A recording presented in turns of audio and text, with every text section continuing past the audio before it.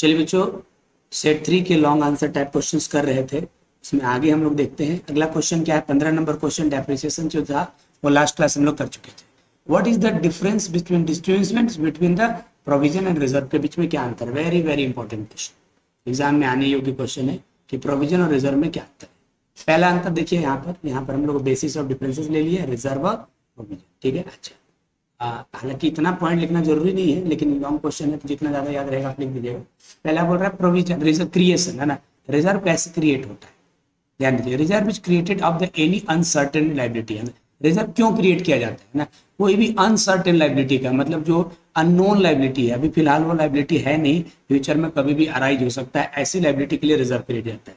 लेकिन प्रोविजन जो क्रिएट जाता है वो नॉन फ्यूचर लॉस और एक्सपेंसेस के लिए जाता है, actual amount which is not known. ठीक है, the actual amount of which is not known. ठीक है, कह रहा है कि देखिए रिजर्व हम लोग क्रिएट करते हैं अननोन लाइबिलिटी के, है ना। और ये किसके लिए करते हैं, नॉन लाइबिलिटी और लॉस के लिए, हाँ, लेकिन अमाउंट उसका कुछ फिक्स नहीं होता है ना। उसके बाद बोल रहा है ऑब्जेक्टिव है ना। ठीक है, ऑब्जेक्टिव क्या बोलता है, the objective of creating reserve is increase the working capital of the business and strength of the financial position, है ना। इस रिजर्व इसलिए हम लोग क्रिएट करते हैं ताकि वर्किंग कैपिटल को बढ़ाया जा सके और फाइनेंशियल पोजीशन को क्या किया जा सके, आपका स्ट्रेंथ को बढ़ाया जा सके। ठीक है, अच्छा। और इसका ऑब्जेक्टिव क्या होता है, the objective of provision is provide the depreciation on assets and the no liability. ये डेप्रिसिएशन मत लीजिए, है ना। Provision is to provide the for the known liability. Known मतलब कोई ऐसी लायबिलिटी जिसके बारे में हमको पहले पता है, ठीक है, उसके लिए हम लोग ये क्रिएट करते हैं। बात समझिए, दो बातें समझिएगा। प्रोविजन क्यों क्रिएट, रिजर्व क्यों क्रिएट किया जाता है, नॉन लायबिलिटीज के। ध्यान सुनिए, रिजर्व क्रिएट होता है नॉन लायबिलिटी के, नहीं सॉरी, अननोन लायबिलिटी के, नॉन लायबिलिटी और लॉस के, कि ऐसा कोई लायबिलिटी और लॉस जिसके बारे में अभी तो पता नहीं है, भविष्य में आ सकता है, उसके लिए हम लोग करते हैं। ठीक है, और ये जो होता है किसके लिए होता है, फ्यूचर के नॉन लायबिलिटी के। जो मेन पॉइंट है उसको आप यहाँ पर कलर, ठीक है, फ्यूचर नॉन फ्यूचर लॉस और एक्सपेंसेस के लिए। ठीक है, ऑब्जेक्टिव क्या होता है इसका, वर्किंग कैपिटल को बढ़ाना, इंक्रीज द वर्किंग कैपिटल, और स्ट्रेंथ जो है फाइनेंशियल पोजीशन को बढ़ाना। इसका क्या होता है, प्रोविजन का होता है प्रोविजन करने का मतलब होता है नॉन लायबिलिटी जो है भविष्य में उससे होने वाले प्रॉब्लम से बचने की। ठीक है, अच्छा। कंप्लीशन, रिजर्व जो है सिर्फ प्रॉफिट के केस में होता है, लेकिन प्रोविजन जो है वो कंपलसरी है, चाहे ऑर्गेनाइजेशन में प्रॉफिट हो चाहे लॉस हो, हर हाल में एक प्रोविजन होता है, लेकिन रिजर्व प्रॉफिट में नहीं होता है। Reserve can be use to make the any type of losses. Reserve का जो है जो किसी भी तरह के लॉस के लिए हम यूज कर सकते हैं, लेकिन प्रोविजन जिस काम के लिए हुआ है उसी का यूज करेंगे। जैसे प्रोविजन फॉर बैड डेट तो बैड डेट्स के लिए यूज होगा, प्रोविजन फॉर डेप्रिसिएशन के लिए यूज होगा। प्रोविजन में भी use only for the losses and expenses which is created, है ना। मतलब रिजर्व का यूज किसी काम के लिए कर सकते हैं और इसका जिस लॉस और लायबिलिटी के लिए किए हैं उसी में कर सकते हैं। नेट प्रॉफिट, है ना। Certain reserve is not essential ascertain of the profit. ठीक है, कुछ रिजर्व होते हैं जो प्रॉफिट को प्रभावित नहीं करते हैं ना। ठीक है, लेकिन क्या होता है, ये प्रॉफिट को हमेशा प्रभावित करते हैं। ठीक है, अच्छा। Amount of reserve can be invested, reserve का पैसा को हम भविष्य में कहीं दूसरी जगह इन्वेस्ट कर सकते हैं, लेकिन प्रोविजन को हम लोग इन्वेस्ट नहीं कर सकते। ठीक है, अच्छा। रिजर्व जो होता है shown in the liability side of balance sheet, balance sheet के लाइबिलिटी में रिजर्व को लिखते हैं, लेकिन इसको क्या करते हैं, amount shown in the balance sheet deducting the concern asset, है ना। इसको रिलेटेड एसेट से माइनस करके दिखाते हैं। जैसे मान लो प्रोविजन फॉर बैड डेट्स है तो डेटर लिख के उसमें से provision for bad debts minus करते हैं। प्रोविजन फॉर डेप्रिसिएशन है तो जिस एसेट का डेप्रिसिएशन है उसको लिख के उसमें माइनस करते हैं।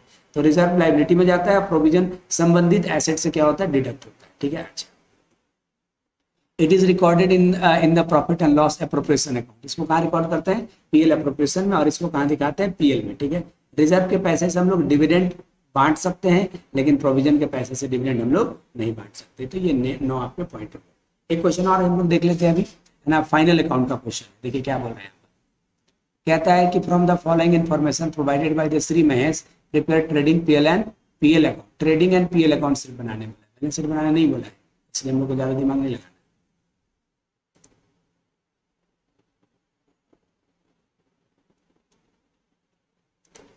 ठीक है, तो ये जो इन्फॉर्मेशन दिया इसे सिर्फ ट्रेडिंग एंड पीएल बनाता है। तो चलिए हम लोग शुरू करते हैं।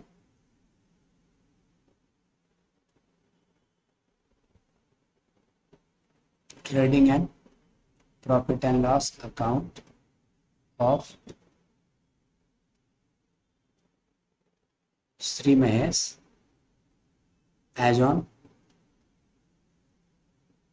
31 क्या दिसंबर तक, मार्च 2018।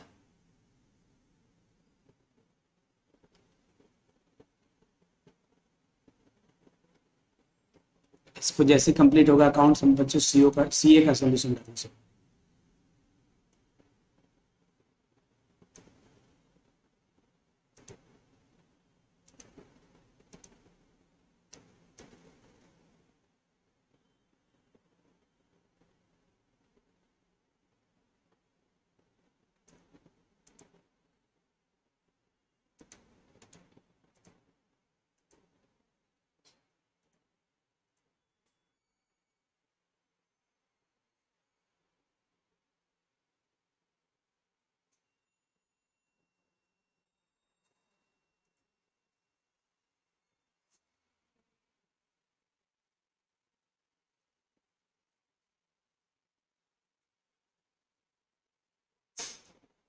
सबसे पहले हम लोग यहाँ ट्रेडिंग बनाएंगे, है ना।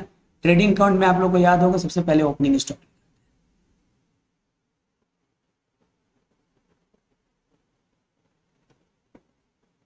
ठीक है।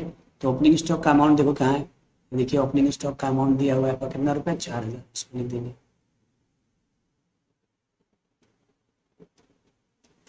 फिर क्या लिखाएगा, परचेज माइनस परचेज रिटर्न, है ना। तो आप लोग देखिए परचेज यहाँ दिख रहा है 15,000, परचेज रिटर्न है 500, 15,000 में से 500 माइनस, परचेज 15,000, परचेज रिटर्न 500।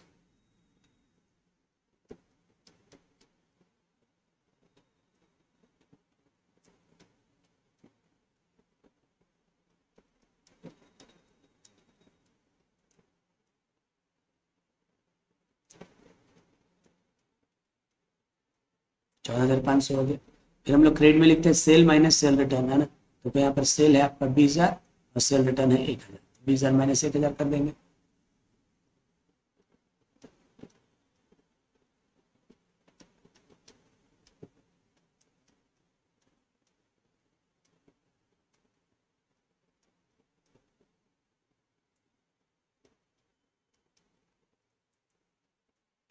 उसके बाद हम लोग क्लोजिंग स्टॉक लिखते थे, याद है आप लोगों को, तो ये देखिए क्लोजिंग स्टॉक दिया हुआ 8,000 रुपये।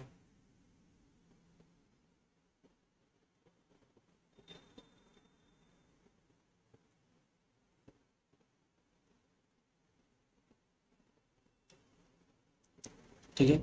उसके बाद हम लोग डायरेक्ट एक्सपेंसेस लिखते हैं, तो कोई डायरेक्ट एक्सपेंसेस है, बिल्कुल है। वेजेज लिखाएगा 6,000, है ना, सिर्फ वेजेज।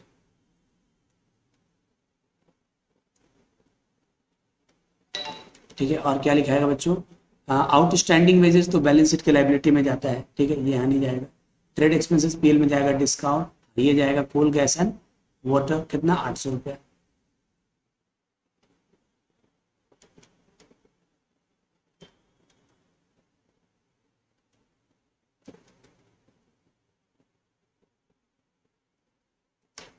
ठीक है। उसके बाद इंटरेस्ट तो पीएल में जाएगा, बिल्डिंग है, फर्नीचर ये सब एसेट में जाता है, कैपिटल अब मेरे हिसाब से कोई नहीं जाएगा, इतना ही आपका है। उसके बाद हम लोग यहाँ से net profit,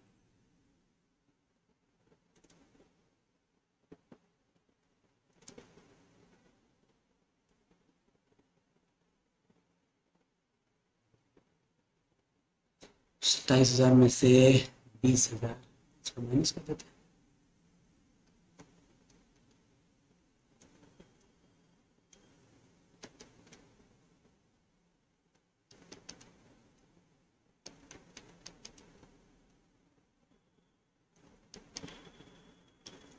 ₹1,700।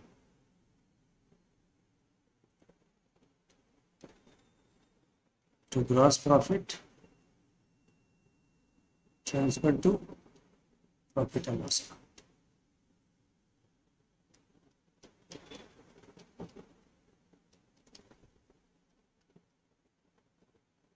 Transferred from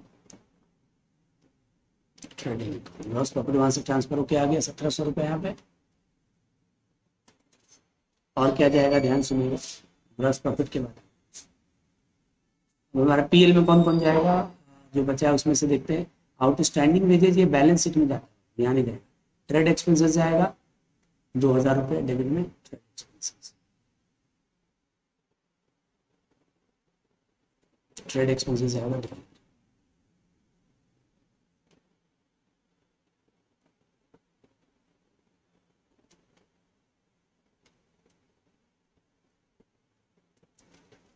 next trade expenses के बाद कौन सा जाने वाला है?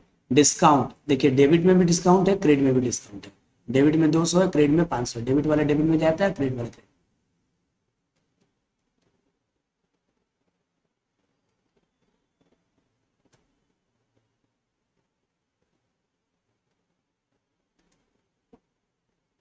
डेबिट में है मतलब डिस्काउंट अलाउड, क्रेडिट में डिस्काउंट रिसिप्ट। अच्छा उसके बाद कितना आ रहा है इधर में? इधर तो हो गया सब।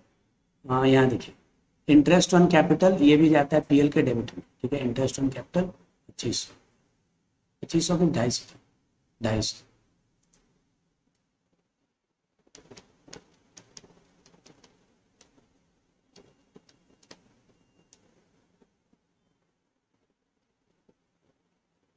उसके बाद आएगा बिल्डिंग, तो बैलेंस शीट में जाएगा, यहाँ तो जाएगा नहीं बिल्डिंग। फर्नीचर यहाँ जाएगा नहीं, बैलेंस शीट में जाएगा। कैपिटल बैलेंस शीट में जाएगा, डेटर बैलेंस शीट में जाएगा। हाँ ये जाएगा इंटरेस्ट ऑन इन्वेस्टमेंट, इन्वेस्टमेंट पे ब्याज मिल रहा है हमको कितना? 400, में चला जाएगा बाय इंटरेस्ट ऑन इन्वेस्टमेंट 400। बस बैलेंस कर लो, तो इधर में आ रहा है 2450 और इधर में इधर ही जाता है 0 0 5 9 7 16, 2600 आ गया हमारे यहाँ पे। 2600 में से 2450 माइनस कर दिए तो 150 रुपया क्या आएगा? To net profit transfer to capital account.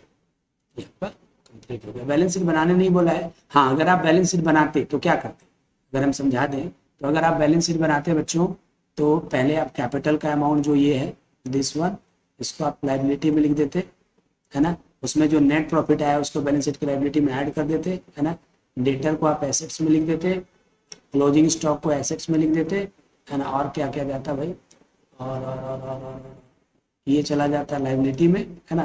तो इस तरह से हमारा हो जाता, कुछ नहीं जाता। आप ध्यान दीजिए ना, कैपिटल का अमाउंट ये वाला लिख लेते हैं आप लोग। देखिए हम समझाते हैं, कैपिटल का अमाउंट ये लिखते और उसमें नेट प्रॉफिट 150 रुपये ऐड कर, ठीक है। इसको एसेट साइड लिख देते, ठीक है। इसको भी एसेट साइड लिख देते, क्लोजिंग स्टॉक को, है ना। और बिल्डिंग को एसेट साइड लिख देते, फर्नीचर को एसेट साइड लिख देते, और ये आउटस्टैंडिंग विदेश को लायबिलिटी, है ना। हो जाता है फिर। चलिए हो गया। चलिए अब बाकी का हम लोग नेक्स्ट पार्ट